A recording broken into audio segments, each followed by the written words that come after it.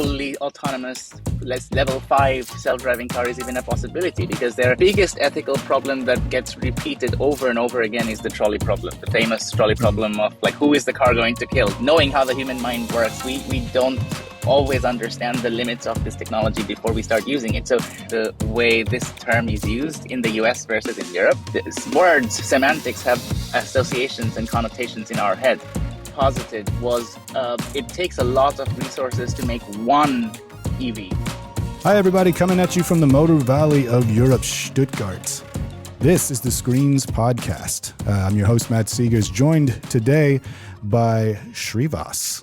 Hello. Yeah, one word, no last name, like Shakira. We decided Shakira's who he is today. Go on. Yes. We're joined today by Dave Day. He's a researcher at Cornell Tech.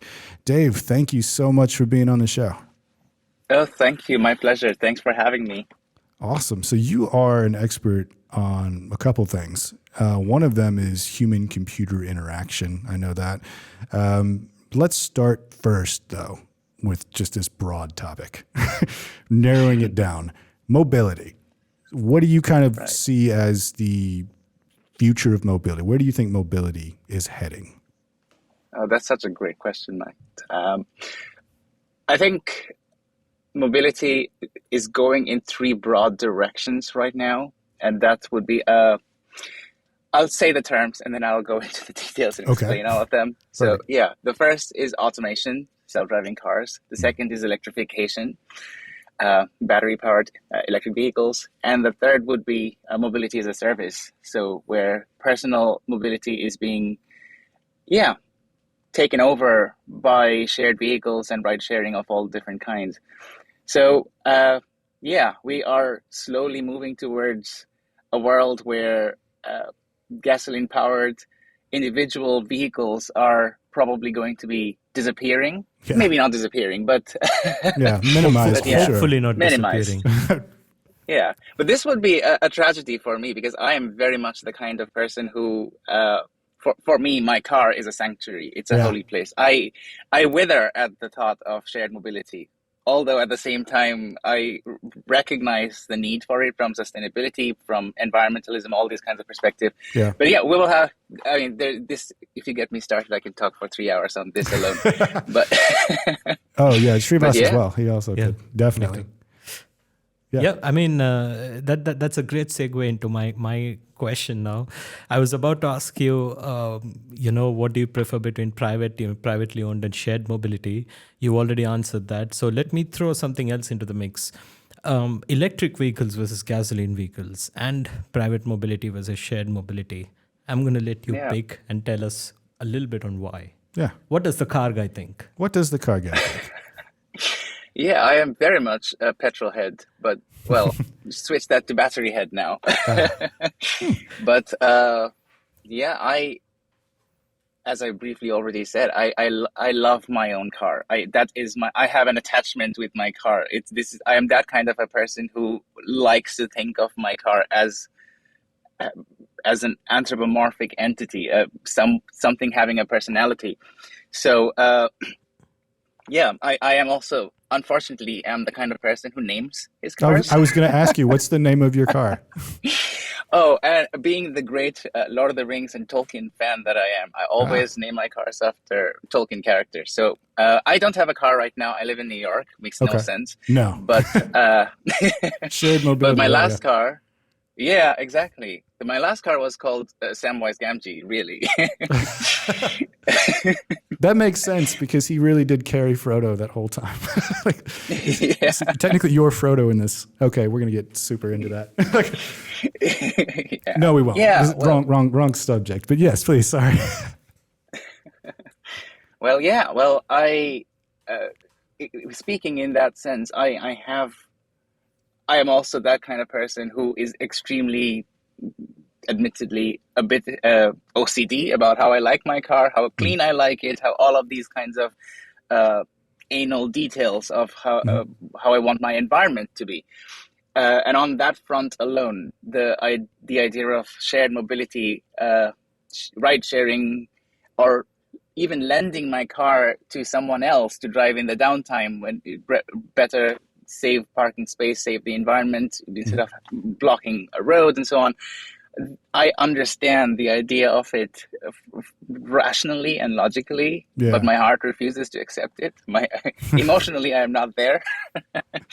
So yeah, I'm very much always on this edge of the sword in terms of what I want the future to look like. Yeah. I think at some point the logical, the rational part of the brain will have to be taken over. I will let that take over at some point if I make that decision.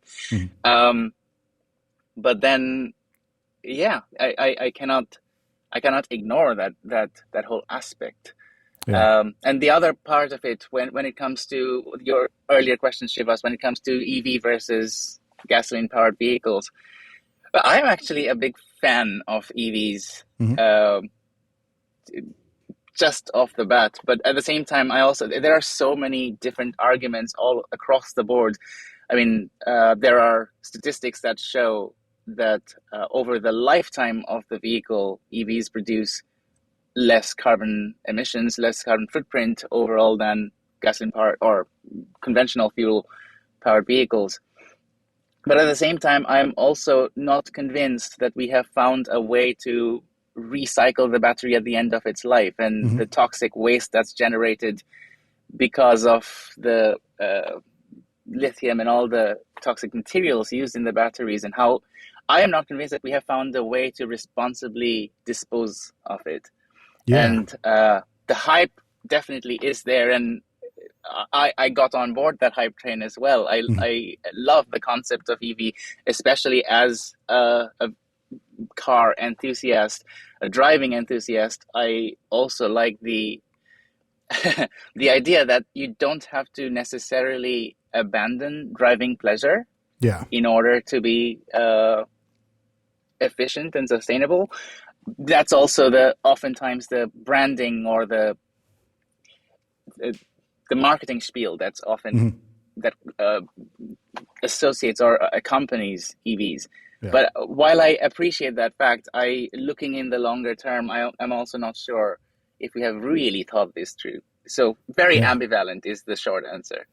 I mean, I have the same opinions. Yeah. I felt like I was shouting in the dark, shouting just in air, like, yeah, lithium is being mined, lithium has to be recycled, and this is really music to my ears. I mean, I must admit that I've been spoiled by a few EVs. I mean, Tom took me for a few spins in the Porsches and the Audis, and he's really spoiled me. Yeah. But at the same time, I totally resonate with whatever he's saying. It's just music to my ears. I think it gets lost sometimes in the conversation when you're talking about electric vehicles. It's always about, and you're right. I mean, look, here's the thing. I love EVs too. I really do. And if anything, like I try to push this as much as possible. Get EVs. It's great. But it's not really talked about. Like, they're not 100% like environmentally friendly. The production of these still has issues, right? Yeah. But I think still when I look at EVs, I'm always looking for that compromise too. You know what I mean? I'm looking for, I don't want something that's necessarily looks like, because when EVs first came out, everything looked like a robot shoe or something. I always called them like turtles. It reminds me of the Chevy Bolt. Yes, the Chevy Bolt drove me crazy because they had this concept car commercial that looked like, it looked like a Camaro or something. And then when it actually, by the time it comes out, I'm like, oh. And it's totally a great EV, you know what I mean? Yeah. But I wanted it to look like that Camaro. And I think that might be why Teslas took off so much, because they look kind of sharp. At least the Model S's when they came out. That's one of the things that appealed to me about them. But yeah, there needs to be this compromise where they need to have, I want that sports car kind of performance, but I want it to be electric. When you look at stuff, like generally, what's the most important consideration when it comes to cars if you were selecting them?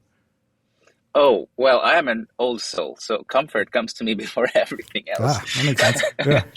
Yeah, so I would rather, I was once told this joke. I'm sure you all have watched Top Gear. Oh, yeah, of course. Yeah. So I think James May was the one who made this joke once, that if you ever walk into a Jaguar showroom, the entry point, the qualification that you're able to buy a Jaguar should be that, if you, please, sir, come in, have a seat. And if you make a noise, when you sit down, that's, okay, you're old enough to own a Jaguar. Welcome. Yep. I do feel like that. I don't think I am that old, but I do make those kinds of noises very often. So I'm old enough to make noises I don't want to make. We'll just put it that way. Yeah. Well, but also speaking to your earlier point, Matt, what you were saying about how EVs may not be all that clean. An example laid out by Toyota comes to mind, because Toyota is this very, very big proponent of hybridization and not necessarily EV. Toyota got into the whole EV game very, very late, quote unquote.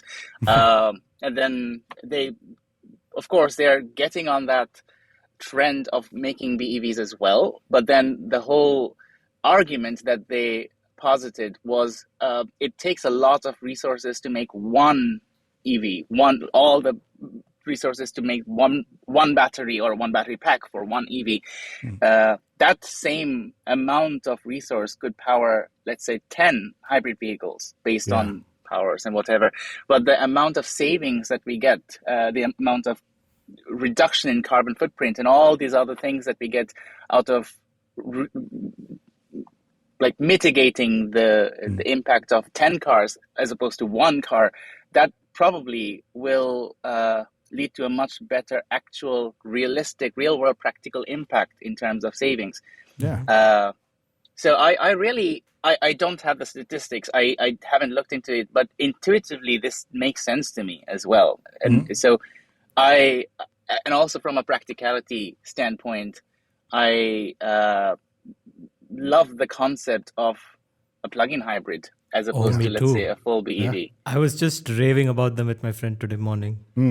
You plug in the car, you go for a ride in the city with just full electric mode. And when you need it, you have the gas auxiliary gas motor to take you long distances, I like that idea too. I think one of the reasons, I'm looking to get a new vehicle now, and I'm looking at some EVs, and that's the thing. I have to take it under consideration, like where are the charging stations, and if I want to take a long distance trip and all this in the city, it's fine. You know what I mean? It's when you get outside that it becomes a little bit of a hassle, and I think a hybrid kind of helps to solve some of that issue. So you would rather see 10 hybrids on the road than one EV, basically. I am always ambivalent about these really hard decision-making questions, but yes, I suppose. I understand intuitively Toyota's argument. Unfortunately, before I have actually looked into the statistics, because I think that appeals to the the data scientist in me, I won't actually probably be able to have a solid answer for myself. But yes, I also do like the practicality of a plugin in the sense that, as Shrivas mentioned, like if you run out of you really do circumvent range anxiety to a large extent. But then there are plenty of people also say that a plug-in hybrid is basically the worst qualities of a gasoline and an electric vehicle. It depends on how you want to say. I would say it's the best of both. Glass half full, glass half empty kind of thing. So, sorry. No, you're good. I was just thinking about that whole thing. I never thought about a hybrid, before I started actually searching for an EV. And then it started to dawn on me that I do think this might be the best. And now that you're talking about the 10 hybrids versus one EV and what it takes to make those, it actually might be the more environmentally friendly choice too, in a weird way. I also feel that it's environmental factors is one thing, obviously, but then there are so many personal decisions or factors that come into play as well, because obviously EVs are much more expensive to buy than even plug-in hybrids. But then depending on how long you want to keep the car, that cost amortizes over a certain period of time. And so it might be cheaper to own as well. Like filling up an EV on a charging station costs peanuts compared to gas prices. And so all of these, when you compare sort of what your personal impact is in terms of your, like the hit to your personal finances versus your impact to the environment. Depending on how long you own the car, I would sometimes argue that EVs make more sense on a personal finance basis. Yeah. At the cost of potentially the environment, which is such a weird argument to make, because the whole selling point of EVs is the environment, saving the environment. Yeah. Yeah. But this is such a complex and interesting topic to dive into. It really is. It really is. There's a lot of technological advancements, I think, that have been made with EVs, you know what I mean? Which is really cool. I think the one that gets talked about a lot tends to be the Teslas, right? Because they just seem to be what people, I don't want to say other companies copy them, because I don't feel that that's the case, but they definitely seem to be, you know, followed at least when it comes to some design aspects. And some of that is the autonomous driving features that they're constantly trying to talk about. Srivas, this is a topic dear to your heart, I know. I mean, when you say Tesla and automated driving, it's a different discussion. But I mean, before we delve into the specifics of automated driving, probably my question to you, just to get started, is where do you think we stand in today's environment, in today's automotive industry, in terms of automated driving? A lot of people, a lot of companies make a lot of tall claims, but besides that, in your view, realistically, where do we stand when it comes to automated driving? And I use the term automated driving and autonomous driving, not autonomous driving, for a very good reason. Okay. It's probably an internal thing between Debargha and me, but yes, go on, please. Yeah, we had lovely spirited discussions about the right term to use many, many times. I think there's also a very interesting distinction between the way this term is used in the US versus in Europe. Like so automated the term versus automated, autonomous. Yeah. Exactly. Yeah. The term automated is preferred in Europe, while the term autonomous is, I wouldn't say preferred, but used more liberally in the US.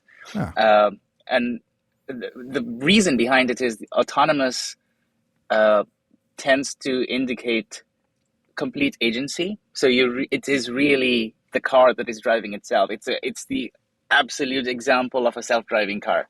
While when we are talking about self-driving cars, quote unquote self-driving cars, in our current research, in the state of the art of the research, that level of autonomy is not here yet. So we have attained some level of automation, and which is why we tend to really be diligent about the use of the term automated driving.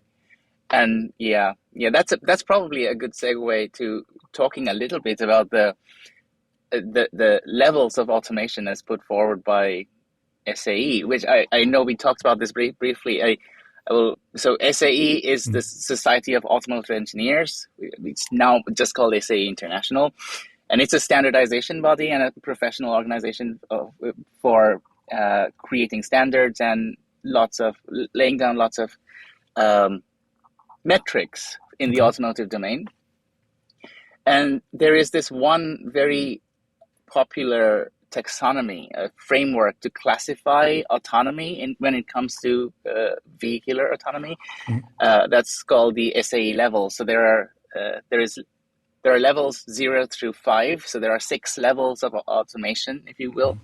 And then there is so 0 being absolutely nothing is automated. It's just a regular car. And I say level 5 is fully automated vehicle, the other end, where you can get inside the vehicle, ask the car to take you somewhere. You don't have to touch a single input and it will take you there. Fully autonomous. Yeah.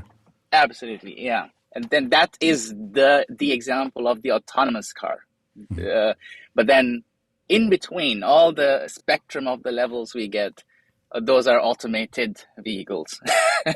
And since we are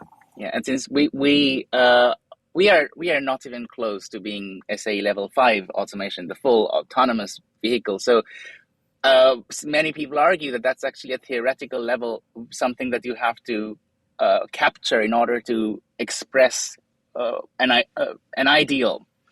But the question is raised whether fully autonomous level 5 self-driving car is even a possibility, because even for us humans, we have our limits. We cannot drive in sleet and hail and rain and utter darkness, and there are all kinds of even our sensory limitations. So even if sensors of AVs, automated vehicles, are much more advanced and sensitive than ours, it will still have its own limitations. So this is a nuanced argument, but many people do argue that a level 5 automation is just an ideal. It's not necessarily possible.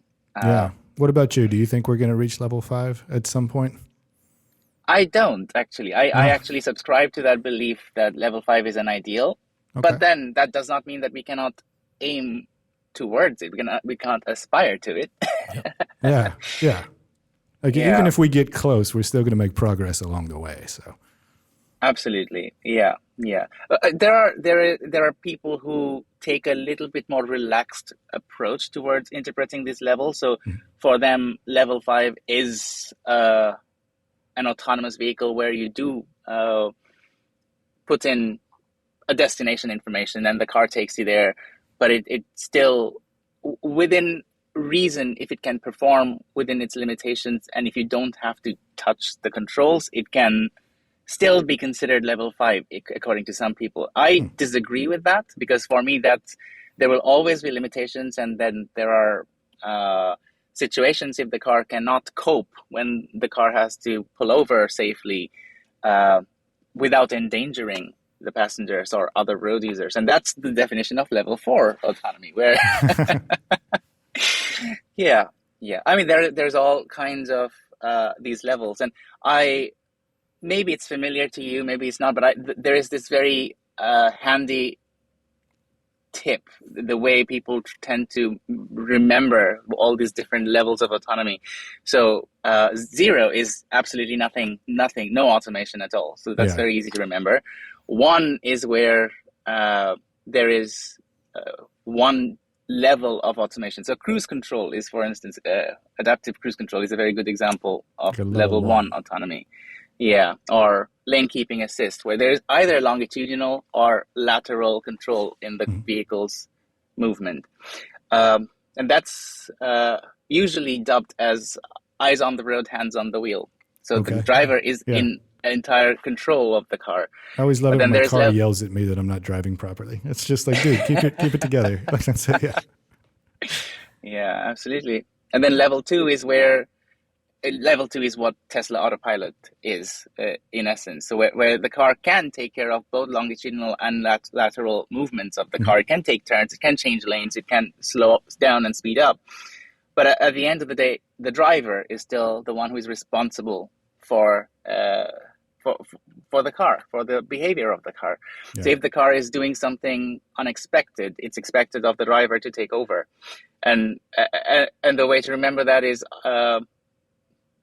potentially sometimes hands off the wheel, but still eyes on the road. Yeah, still pay attention. Don't these people that are driving down the road sleeping in their cars, I'm like, that's not a good idea. Definitely right. Not. And then we have the level 3, which is hands off the wheel, eyes off the road, but for temporary periods of time, because level 3 especially mandates that whenever there is a moment of limitation in the car sensors where the car cannot cope, the driver will have to take over, even if it's just at moment's notice. And human factors studies have told us for years that this is an unrealistic expectation. Like context switching, task switching takes 7 to 8 seconds. And especially when you're driving at, I don't know, highway speeds, 120 kilometers an hour, 70 miles an hour, that's a long time. A lot can happen in those 7-8 seconds. So, there are many car manufacturers have already, I mean, this is old news to many, but just for the sake of completeness, I'm going to say it anyway. You all probably already know that many car manufacturers already have foregone level 3. They have already decided that we are not going to do level 3 because this is just too unsafe from a human factors perspective. And then there is level 4, which is for me, the realistic highest level of automation that we can achieve, which says that, yes, it's eyes off the road, hands off the wheel. So you're allowed to do other things in the car. But when the car can drive itself and you, but when it runs into something, it will be able to safely pull over. Yeah. Without endangering you, without endangering other road users. But that's the level to aspire to. Of course, we don't want to end at a point where there are so many incidents of the car pulling over because it doesn't know what to do, because then the whole point of automated driving is a bit lost. It's just a bunch of pulled over automated driving cars just on the side of the road. Yeah. But I want. Yeah. I'm sorry. I just wanted to. Maybe you all knew this anyway, but I thought that it might be interesting to go over this still, just so that I can answer Shrivas's question earlier. Shrivas asked me what I thought the status quo of automated driving is right now, and right now it seems that I like in just the recent last few weeks I have heard a whole bunch of news articles. I read a bunch of them. It said that in the U.S. state of Nevada, for instance, Mercedes-Benz was just allowed to launch their Level 3 system. And then Cadillac's Super Cruise system and Ford's Blue Cruise system, all of these are being claimed to be like Level 3 systems.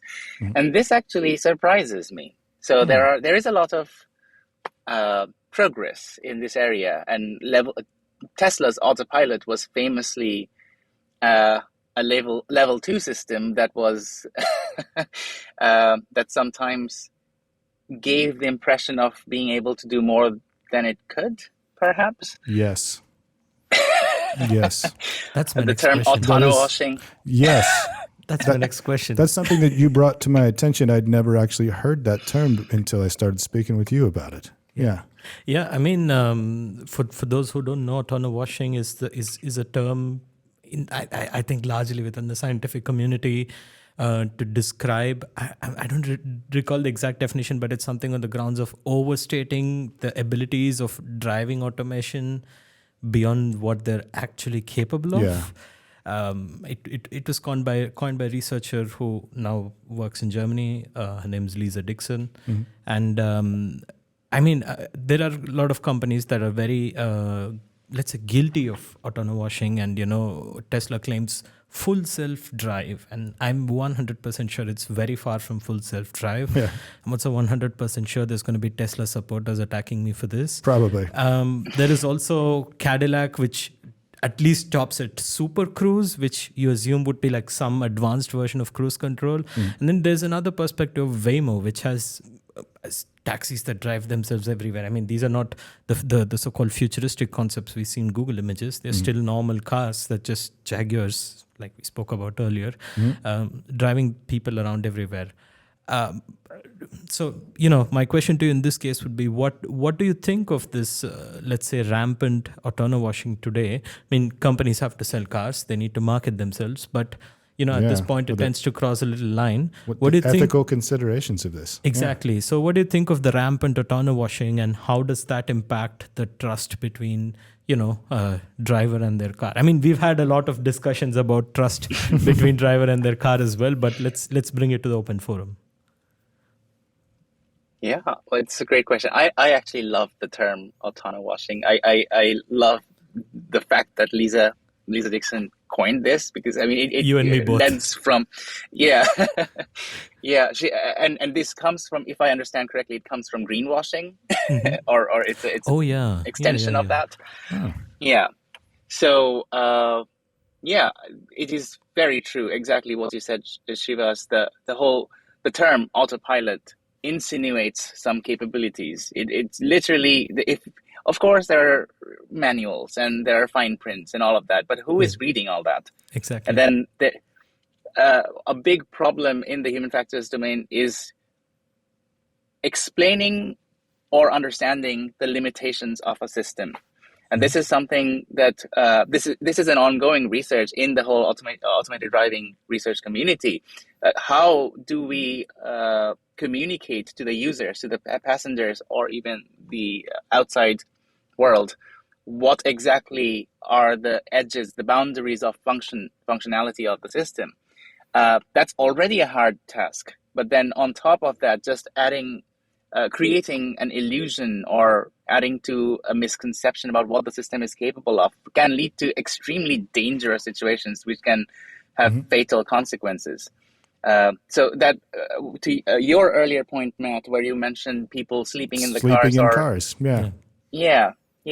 So that talks about how much overtrust people have on the vehicle, on their systems, and they obviously didn't even know that the vehicle is not equipped or capable of handling that. But of course, it seems okay so far. Car seems to be driving okay, but it takes a moment, a fraction of a moment for it to go to very not okay. Yeah, and everything's okay until it's suddenly very not.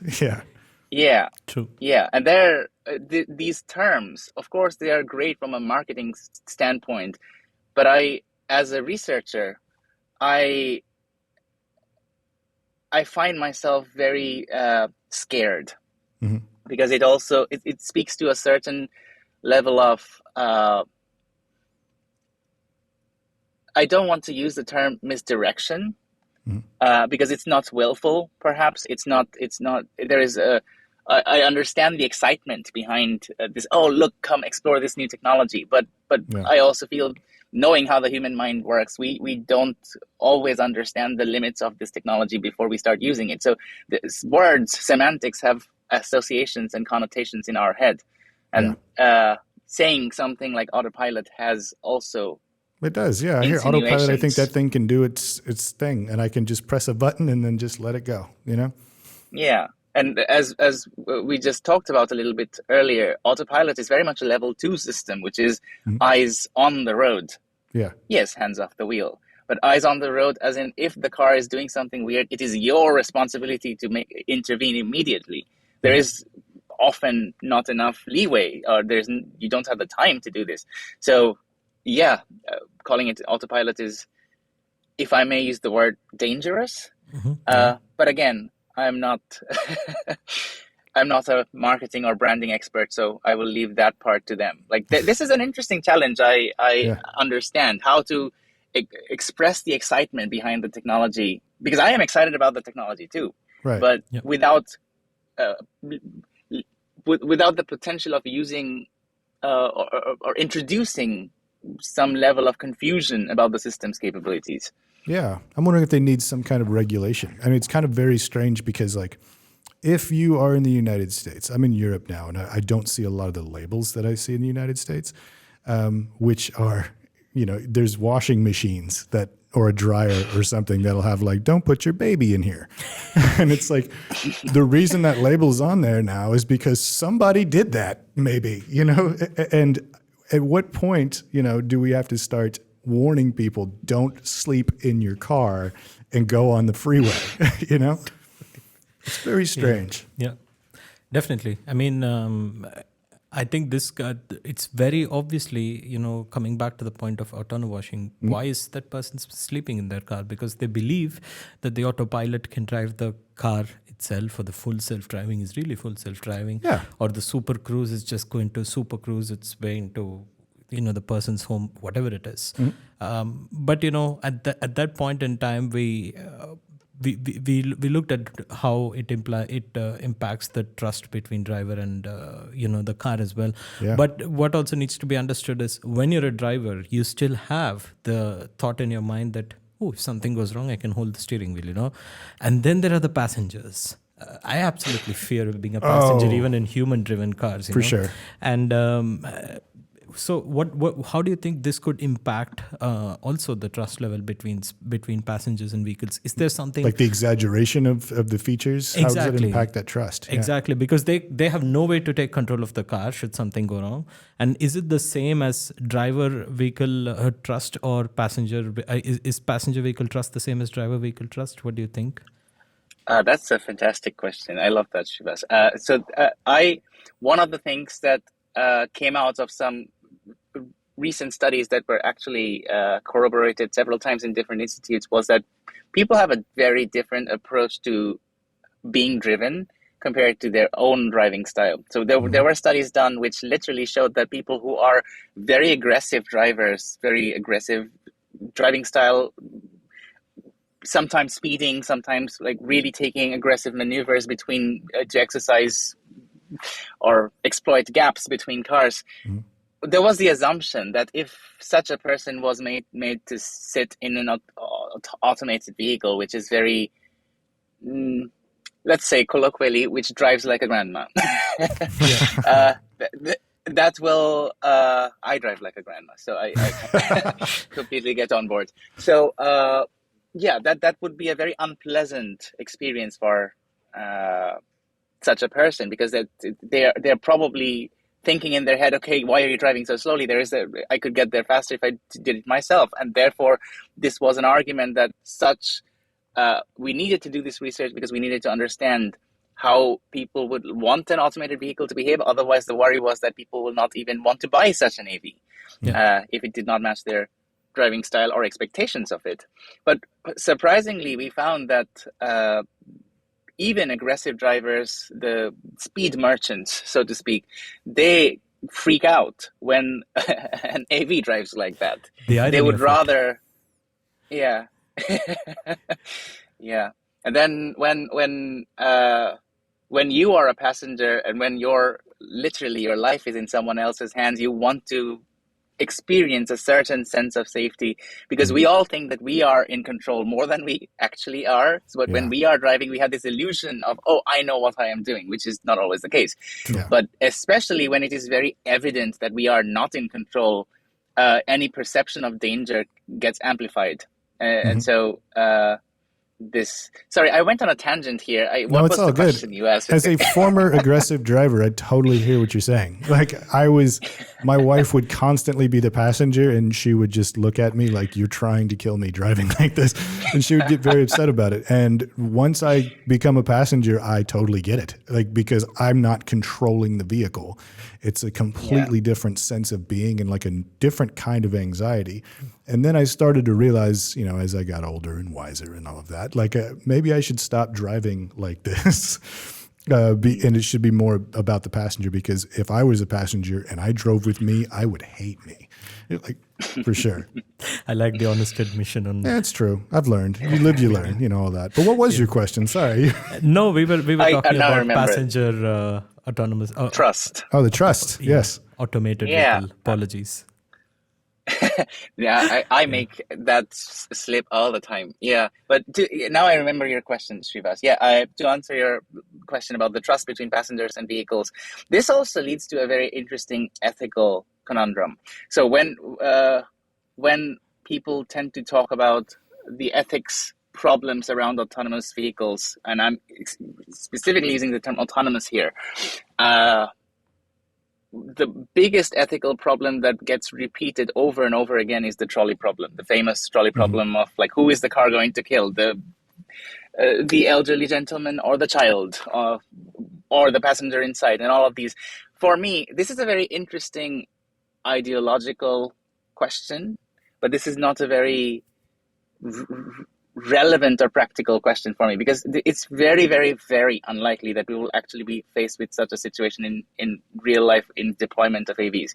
Rather, a more practical ethical question for me is disagreements between the passenger and the vehicle. Like sometimes the car may have decided that a certain decision is the right decision to make in a certain situation, based on, let's say, its perception of not only the environment, but also the state of the driver, the awareness, the cognitive state of the driver. Maybe the vehicle, with all kinds of sensor technologies, the car has detected that the person may be a bit sleepy, maybe not that alert, not that situationally aware. So the car has decided that this is what I'm going to do. And the driver, the passenger, does not feel comfortable with it, or thinks that he or she has seen something that the car is missing. And then a tug of war ensues between the robot and the human. This essentially boils down to an ethical HRI problem, human-robot interaction problem. And then what do we, where do we end with this? Should the car give way to the human because it's always in control. But here we're talking about an actual autonomous car, which has full agency of the situation, and it can choose to override the human input if it so chooses, if it so decides. So there you ask about the trust between passengers and vehicles. That's a massive question in my mind. Yeah. And that's much more, I don't remember the name of this.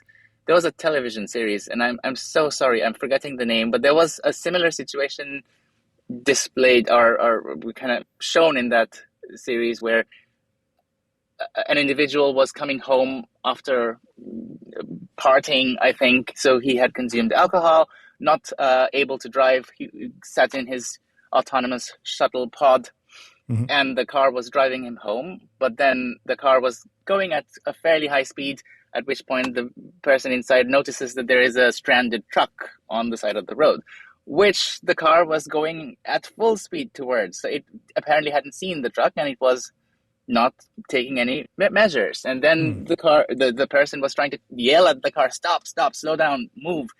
And the car simply refused to obey him because the car had detected that he had consumed alcohol. So he's not he's able to make a can't make decision. decisions. Yeah. Even though his decision was the correct one, the car, It sounds like a Black Mirror episode, but I'm not sure. Could very well be. Yeah. It might not be, but it sure. sounds like it. There's always messed up stuff going on in that. But yeah, the ethical implications, though, are pretty crazy. Yeah. Yeah, you raise an interesting point, though. Like those are some things that I've never really thought about. I've never even considered like what happens when you get to these different levels of automation, like this kind of tug of war between the human and the machine. Who is actually in control of this vehicle? Yeah, so I mean, we've spoken now about the trust between driver and cars, passengers and cars, and we've looked at the, let's say, slightly more problem side of things. Let's look at the solution side of things. How can cars and humans communicate better? And I think from there we'll go on to the topic of course, HMIs. Yeah. But before that, before we look at HMIs, are there other ways that a human and a car can communicate more effectively? Or rather trust each other, or let's say build trust more effectively? Yeah. I love that question. I think the research is generally very happy to consider the whole concept of embodied interaction, which is the term that typically means that we perceive and interact with our system and environment with our entire body and not some one specific part of our faculties. And here, of course, the usage of displays is a very widely used one. Screens. Yeah, there you go. Yeah. But then there is also, so the argument is always made whether we should just use certain ways of displaying a system status or an interaction modality just because we can, or does it, or because it serves a certain purpose. So there is always this tendency towards information overload and just presenting way too much more than necessary. And that's the whole point of UX research and UX design and all of those fields that we are all in. But then the more I have lent into this field, the more I feel that using embodied interaction or exploring embodied interaction is an interesting way to go in terms of exploring these ideas. I don't have a very strong specific answer to this. What is the right way to go?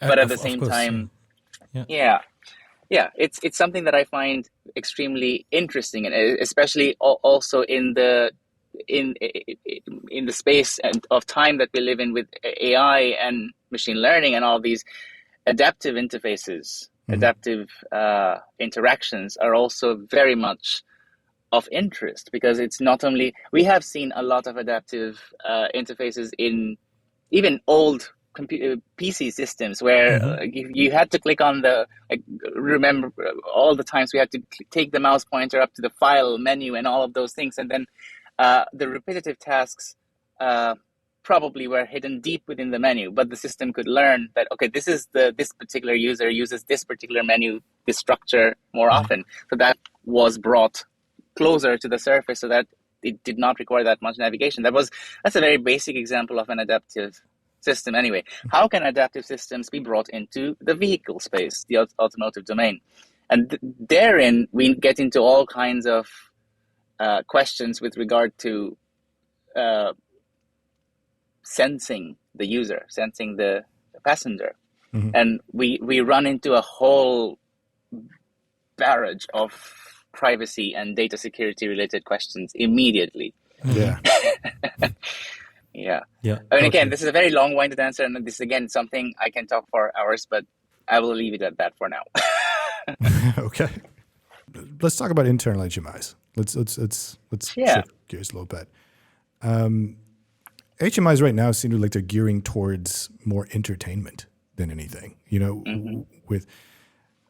Is this good or bad, in your opinion? I've seen internal HMIs with TikTok on them. With TikTok on them, yeah. Exactly. I've seen stuff with like video. And for me, games that's and nightmare stuff. fuel. Really? Especially when it's in the front. Like you don't want to be driving and then see someone dancing like to something random. I mean, but jokes apart, that's something I often think about. But it does sound distracting. I'm not gonna lie. Yeah. How do you feel about that?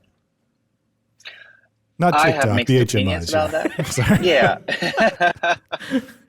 Yeah. I definitely feel that many of these entertainment-focused functionalities in HMIs are geared towards making the vehicle a pleasurable place to be in downtimes when the person when it's not being driven. And of course, there are lots of measures in place to prevent the driver from interacting with those entertainment features when they're driving, like lots of sensors and cameras anyway. And also there was this what was the name of the Sony EV that was recently announced? I doubt even the Sony Honda. It. Even I've forgotten. No, I forget. It doesn't. Avila, I think. It's something like that. Anyway, it was a joint Sony Honda venture. And Afila. Yeah. Right. Afila, you're correct.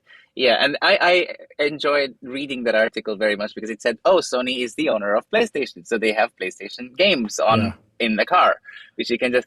But it kind of makes sense if you think about it because it's an EV. So there will be times when you're charging it will need to be charged, yes, and when the driver is... How can they make the downtime more pleasurable? Here you go, PlayStation games. And all those entertainment features in those senses make sense to me because they are geared towards promoting a holistic user experience of the car. But the challenge is not whether it should exist or not, but rather how to make sure that they're being used in the right way. And us humans, me included, you give me a foot, I will take a mile. So I always, we are very good at abusing systems and trying to maximize our pleasures, even in the way we are not supposed to. So I think it's the interesting UX problem is how to make sure that the limits of the system is being communicated well, and it's being we are able to. How can we ascertain that the systems are not being abused without it becoming an impediment in the whole user experience process? Yeah. So I know, of course, if a person, while he or she is driving, wants to play a game or wants to see TikTok, preventing them from doing so is not good user experience. No, but at the same time, the holistic process of the user experience, the human factors point of it, how to do this using, let's say, gamification or persuasive design or all kinds of human factors best practices so that we are still able to convey a good sense of UX without aggravating the disappointment caused by not being able to use the feature. That's the core, that's the most interesting UX problem for me. That would be interesting. I mean, you think about it, like we had, I think back in the day, there was the first time I saw like screens that were in the back of like a van. And you've got a family and they've got a ton of kids and they're just like, oh, we can entertain the kids by putting like these DVDs and we can make them watch a movie or do something like that. Could you imagine now you're rolling down the road and you're playing a PS5, your kids are playing a PS5 game while you're driving. And then, as to your point, like how do we stop the driver from just like, I want to play. Like, hand me the controller, let me beat this guy real quick. I can drive right now and beat the boss at the same time. Like how do we actually... Like how can we make sure the HMIs today are better suited to serve the driver and not necessarily be a distraction to them? You know, I mean, additionally, for me, it's also a gray area a little bit because you mentioned a very important point about not restricting them and not impacting the user experience. But I could be sitting in the passenger seat and I want to play, I don't know, Doom on the on the head unit, you know, and then I would feel restricted. I'm like, just because this guy is going to get distracted, you're going to stop me from doing my thing. So, you know, piggybacking on your question of... So you're saying like, he's the one that's driving. I should be allowed to play Doom. Exactly. So piggybacking on your question of distraction, it can be a little bit of both. It goes, in my mind, into a gray area. So, yeah, what are your thoughts? I think hyperscreen comes to mind. So, like what Mercedes is doing, like, we do have a dedicated screen for the passenger for entertainment purposes, and then I think there is that system where if the vehicle, the sensors in the vehicle detects that the driver is looking at that other screen too long, then that screen dims down. So that's a very interesting solution. I have not experienced it myself, so I don't know how it actually feels like it to be to experience that. But I think there are ways that are already being explored that passengers can have a good user experience in terms of entertainment without impacting the driver. Yeah, I mean, since you mentioned hyperscreen, it brings two cars to mind. We had the EQS at the office that Tom and I had a good time going around in. This one was with the hyperscreen, and probably Tom is the only person who can corroborate this. But from where I sat in the driver's seat, I couldn't see all the way to the passenger seat until I turned and looked the other way, you know. Yeah. But another vehicle comes to mind. This is a BMW i7. It has a whole home theater in the back. Yeah. And and that was super cool. You know, I pulled it down and I was like, oh, what? This is so huge. Yeah. If I sat in one end of the car, I couldn't look at the other end of the screen myself. Yeah. But probably I can ask, you know, that this still brings about additional elements of distraction to the driver, you know? It does. And if anybody wants to see what Shrivas is talking about, go to YouTube right now. Go to the Screens channel. You'll see Shrivas and Experts in Cars. You'll also see Tom. They do a full breakdown of these things. It's pretty great. Thanks for the plug. Absolutely. But besides this, is there any way, Debargha, that you can think of that we can, you know, assure, I'm not going to say entertainment, but killing boredom for passengers without, disturbing the driver? Current concepts excluded. Anything wild that comes to your mind? That's a good question. I don't immediately have an answer. Yeah, but at the same time, we have tablets. Have we become so lazy? I can't argue against that at all. Yeah. True. That's crazy. I can't even talk to my parents anymore, by the way, because every time I've seen them in person, once they got an iPad, there's no more eye contact anymore. It's just like... This is cool because like we're always talking about, and definitely it's our expertise here, the internal HMIs. I mean, again, you can go to screensauto.com, you can get a complete replica of vehicles. I mean, it's just amazing. Please go there, sign up 14-day free trial, all of that. So that way I don't have to just keep talking about it because you can see it for yourself. But what I am very interested in is something that I think that you know a lot about, which is external HMIs. That means we have to benchmark more HMIs now? That means you got to benchmark more HMIs. So please tell me, what are external HMIs and how do external HMIs differ from like internal HMIs?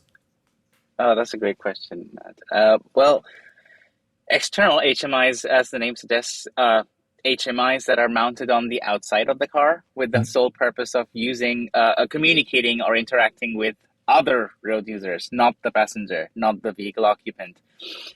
So this comes from a very simple use case, essentially. So whenever we are, as passengers, as pedestrians, not passengers, as pedestrians, as cyclists, as all kinds of other road users, when we are interacting with any vehicle, even today's vehicle, we always tend to have a sense of what the car is doing from its body language, from its kinematics alone. But there are situations in which we can't have that information from that movement. We need some sort of confirmation because there is some ambiguity regarding what the car is about to do. And what we now tend to do is try to look inside, not with a lot of success all the time, but we try to see what the driver is doing, whether he or she seems to be alert, whether they're looking around, whether they have seen me. And whether they have seen me, that's very hard to establish anyway, because sometimes the windscreen is reflective, the interior is dark, so we don't always have a very good picture. But we still have a way to communicate or seek some kind of a confirmation. And even if we can't see anything, sometimes there are flashing headlights or beeping horns, or if we are able to see the person inside, we can sometimes see a wave, a gesture, and all of these things that help us navigate ambiguous situations in traffic. But in a self-driving car, obviously, all of this will be gone. Maybe there's no one inside the car. Maybe the person inside is sleeping or reading or taking a meeting.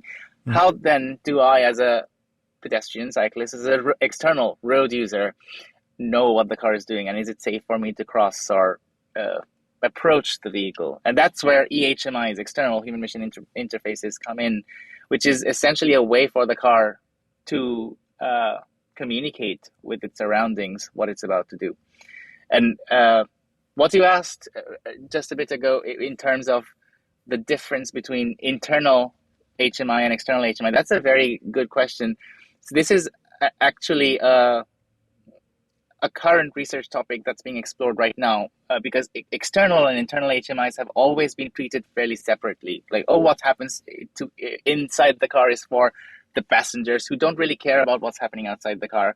And the same goes for the other way around. The pedestrians and cyclists and other drivers don't really care what is being shown to the inside of the car, to the passengers. But this is being questioned right now. This is a new line of exploration where the state of the art of the research, the status quo, is to actually try to come up with a more holistic HMI for both inside and outside, with the understanding and consideration that not all agents, not all people need to have all kinds of information. Sometimes it's irrelevant, sometimes it's too much information, and especially in a very busy, dense, dynamic traffic environment, I don't want to see what's going on with the person inside. However, there are also situations where you might want to show what's happening inside. For instance, with autonomous vehicles, and I use the term very deliberately here, with autonomous vehicles, as far as the pedestrians or outside agents are concerned, this is a robot on wheels. It has no feelings, it has no emotions. I don't care if I block it for eternity, as long as I get my way. Unless I know that somebody else is involved in that autonomous pod who is impacted by my behavior. So if there has been research done in this, how to communicate, how to generate empathy by showing passenger states of a vehicle to the outside world, to invoke a sense of pro-social behavior, essentially, is what it is.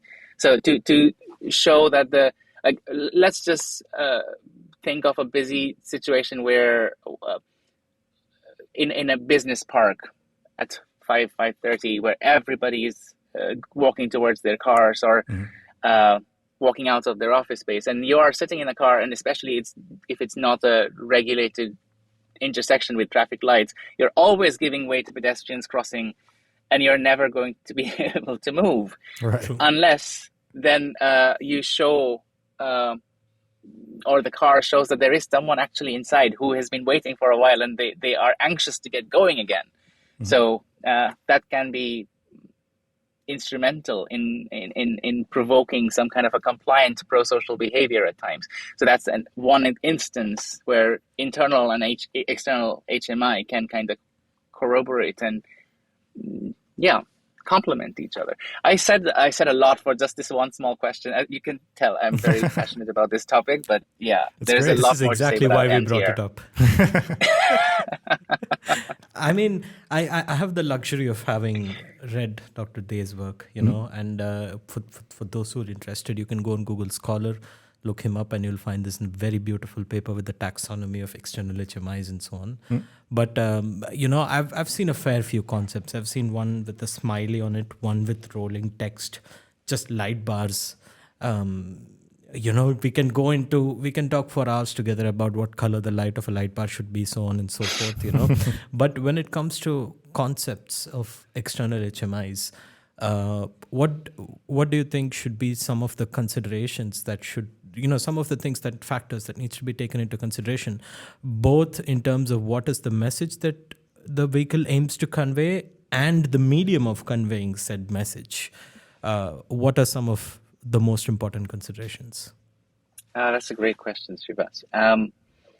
Well, first off, I have to start by saying that there is no consensus regarding this. So scientifically, there is no consensus regarding this. There are lots of opinions. There are lots of anecdotes and insights from research as well. But we are not yet at a point. When I started my PhD way back when, it was very much this the discussion topic of, okay, what should the HMIs communicate? What this exactly the same questions that you're asking, how it should communicate, what's the message and all of that. And there was this idea that we will find this out in 2 years at most. And every time a paper came out, I remember with some of these insights in this area, I thought, okay, that's it. That's the end of my PhD. Why am I doing this even anymore? And here we are 8-9 years down the line, where we are still asking the same questions and still the same discussions happening in ISO in the work groups that we have towards standardization of these interfaces. So one thing that's very clear is the research community largely is unified in agreeing that a car should not communicate in terms of telling people or instructing people what to do. So messages such as please cross or it's safe for you or things like that, these are not advisable because this assumes liability. So if the car says please cross and then someone starts crossing and they get hit by somebody else because the car obviously cannot take responsibility for every single road user. The car, essentially the AV, which invited the person to cross, becomes culpable. So plain for liability reasons, it's decided that the car should not tell people what to do. The car can tell a whole bunch of other things. It can talk about its situation awareness, what it has seen. It can talk about what it is about to do, its agency. So I am going to yield, I'm going to slow down, all of these kinds of things. It can indicate where it will stop, for instance. How it will do that is a different question. But just speaking of the message, what it's going to say, these are all viable options the car can talk about. But then it's always the point that the interpretation of these messages is left with the pedestrian or with the other road user or the cyclist or the driver, and they can deal with that information how they want and process it as they want. And there are lots of other issues with the how part as well. So there are, what this is at the end of the day is a language that the car is trying to communicate it. And as with any language, semantics are important. We don't think they are until it becomes an issue. That is true. So there is a huge there's a huge difference between I'm slowing and I'm yielding. We don't necessarily think of it, but I'll explain why. So I'm yielding has an object in mind, like I'm yielding to somebody, even though if it's implicit. So I cannot just yield to thin air. I have to yield to somebody. But this, when I am saying I'm yielding, this person is completely open to interpretation, who this person is and whom the car is yielding to.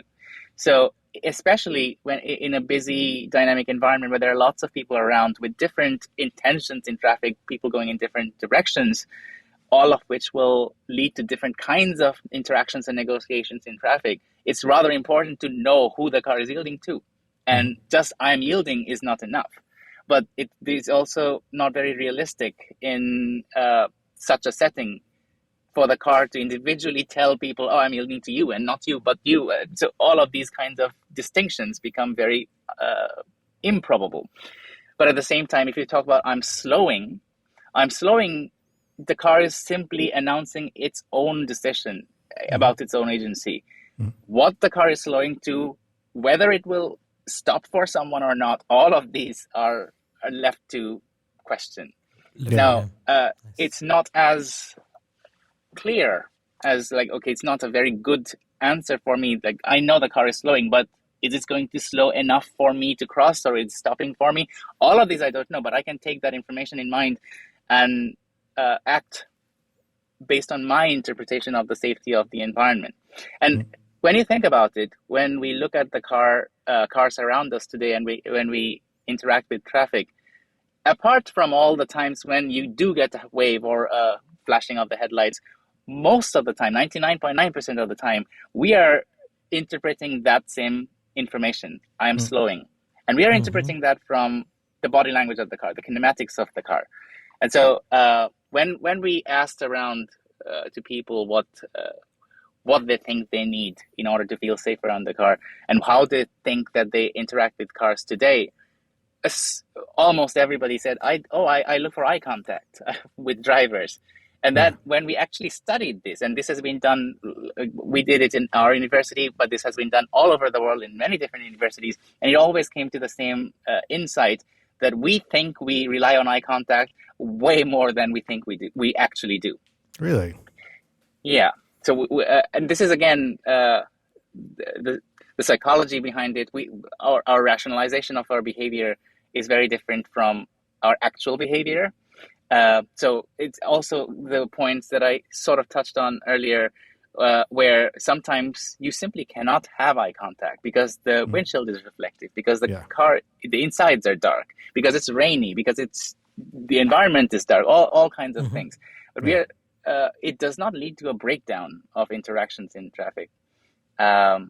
So that critical assumption that we went out to the world with, like almost a decade ago, that, people need to critically have that communication in order for AVs to even function in traffic, that has been debunked.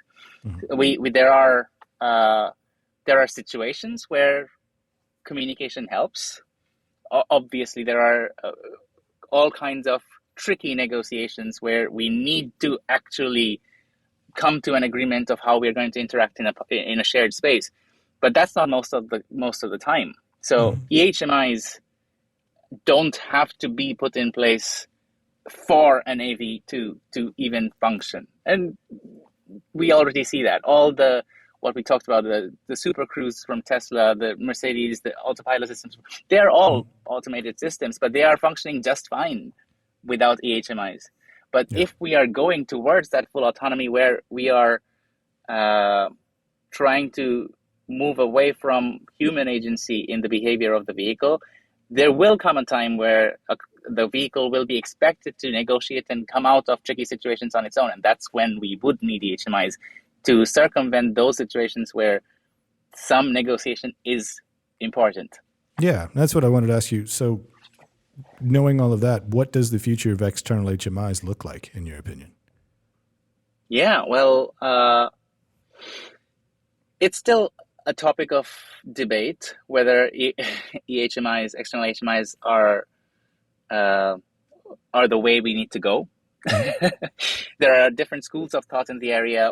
Some car manufacturers, I'm not going to name names, but some car manufacturers think that we don't want to make AVs conspicuous in any way. We want people to behave just like behave with our AVs just like a regular car. So putting an EHMI will call attention to that fact, increase perceptual salience, if I use the scientific term. And in that case, we want to forego it. We don't want the HMIs. But while others say, another reason to that is there has been plenty of research that has already shown that people are skeptical. Call it because of trust or because of hesitation. People are very mean to AVs with all the stone throwings and tire slashings and rammings and brake checkings that we have already seen so far. So there is a good argument towards not making them more conspicuous than they already are, just to make sure that they get more social acceptance and melt with the flow of traffic a bit. But the other side of the argument is that there's the other school of thought which says we don't want any fuzzy business here. We want to ensure that people know exactly what they deal with and what the limitations of the system are. So it's important that people know this is an AV and that it communicates everything that it's doing and what its limitations are. That's a valid argument for EHMI. But then again, we are having the same discussion for almost a decade now, and we are no closer to a resolution than we were back when this discussion started. So sorry, Matt, I don't have a good answer to this, but it's an interesting, wherever this is going, this is still an interesting journey. It is. Yeah, it sounds very exciting.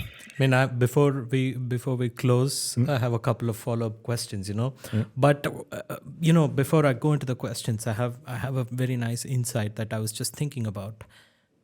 Even turn signals are EHMIs in their own way, Absolutely.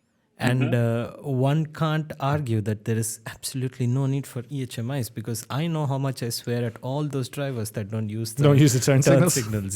So they have been there. It's just going to be an evolution of it.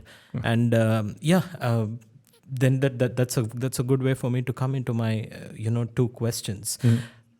On one hand, we spoke about conveying the car's intentions. On the other, we have actions. Yeah. Even if you take humans, if I tell you I'm going to do something and I actually don't do anything about it, it's just empty words. And if a car I see on the road tells me I'm going to move now, and the car actually doesn't move, I'm going to mess with it if I'm a bad actor, but otherwise just stand there wondering, why isn't this thing moving? Depending on which side of the coin you are. So do you think that combining actions with messages of intention is probably a good way to approach EHMIs? Like maybe the car starts to move a little, or it just starts to patiently honk a little bit, I don't know. That's a great question, Shibas. And actually, there has been some research done on this as well by our colleagues in LMU Munich. So, not that far from you. So they basically tested out whether discrepancies between what the car says it will do and what it actually does causes distrust, mistrust, all kinds of trust issues with the vehicle. And what was actually found was that, yes, of course, with repeated exposure to different behaviors, trust was built, but one break of that behavior, a breaching behavior, what we call, that led to a breakdown of trust immediately. So after the car failed to comply to its or failed to do what it said it would do, the following interactions were marred a little bit because people lost their trust a bit. But that recovered very quickly too, more than was expected. So again, as the car displayed reliable behavior compared to what it was supposed to do, people remarkably quickly started to trust it again. So this was one study, and of course there need to be more corroborations for it, but this leads to some level of hope, I suppose, because there was a big proclamation that AVs need to be 100% perfect. Like as human drivers, we cause, unfortunately, lots of traffic mishaps and accidents on a regular basis. But a tiny fender bender with an AV is big news, and we are not ready, and this needs to stop.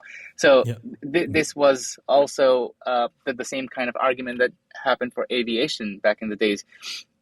So this actually gives me some hope that yes, we have to accept on a certain level that if we want to go towards this future of vehicle automation, driving automation, there will be errors, which we need to very much learn from. But the errors are unavoidable.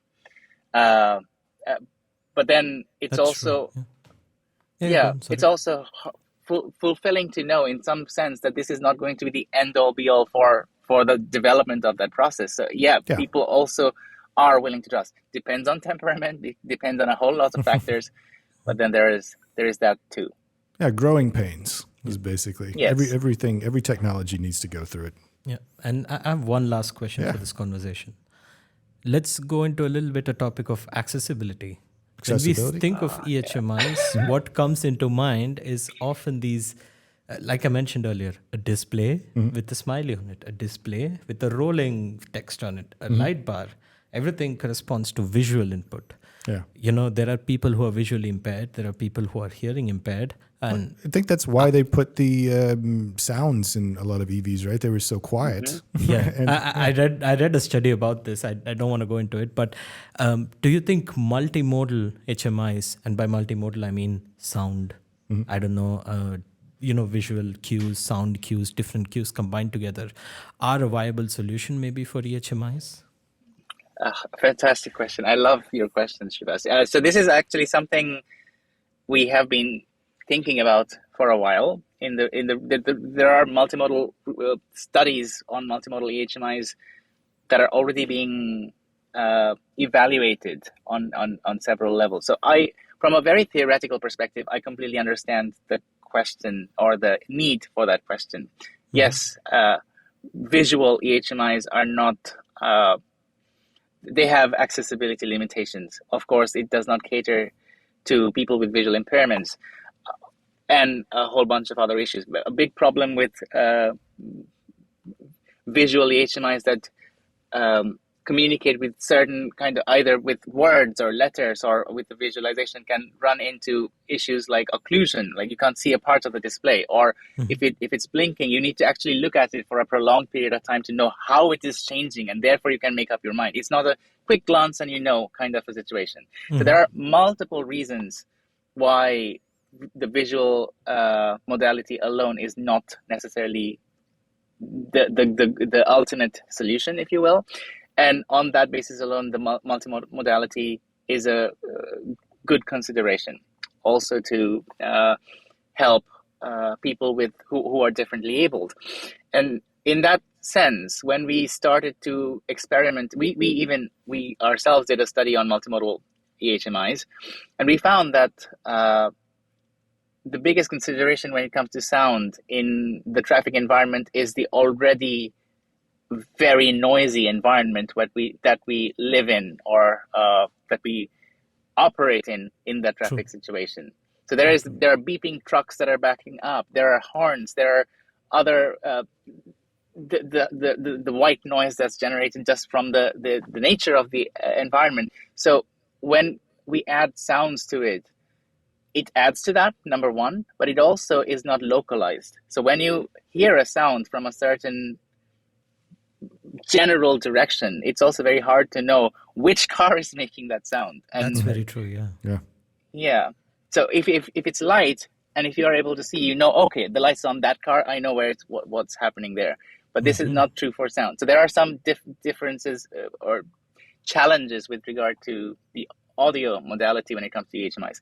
Also, we tried to work a little bit with, for instance, a humming sound, like what you see with the EVs, the EV sound.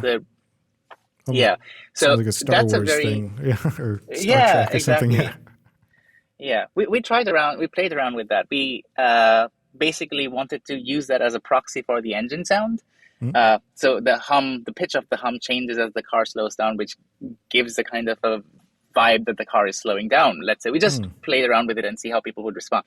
And when the car approached and we played that kind of a decreasing pitch of sound, when we ran this experiment, we were surprised. We found so many people were confused that they did not realize the change of pitch was happening because the car was slowing, or because the car was approaching and they were experiencing the Doppler effect. When we were developing this, for instance, we thought that, this is pretty clear, but of course we are biased. And this is the whole point of doing research, right? So there are so many iterations and so many versions of this we're continuing to test. But there are pros and cons of multimodal on a very basic accessibility standpoint, from that standpoint, multimodal HMIs make total sense. But how we implement that, that's a question that I'm very interested in hearing or finding out myself. We don't know yet. Yeah. We will have to have this talk again. Yeah. We will, for sure. We're out of time today. We've already discussed a lot of great stuff, so we'll have to have you back on the show to talk about more great stuff. Yeah. In the meantime, yeah, that would be fantastic. Thank you for joining us, Dave Day. Appreciate it. For everybody Thank you for else, having me. Yeah, absolutely. Check out screensauto.com, where you can check out the latest HMI right from your desk. Sign up for a free 14-day trial so you can look at it and just, have your mind blown with all the cool stuff. Trust me, it's great. Subscribe to our YouTube channel and watch me. Definitely watch Srivas on the YouTube channel. You can find this podcast on Spotify, Apple, Amazon, Google, and on YouTube at The Screens Podcast. Also, go to YouTube Screens channel and see Srivas and Experts in Cars and Tom behind. Dave Day, thank you again for joining us. Everybody else, we will see you next time on The Screens Podcast.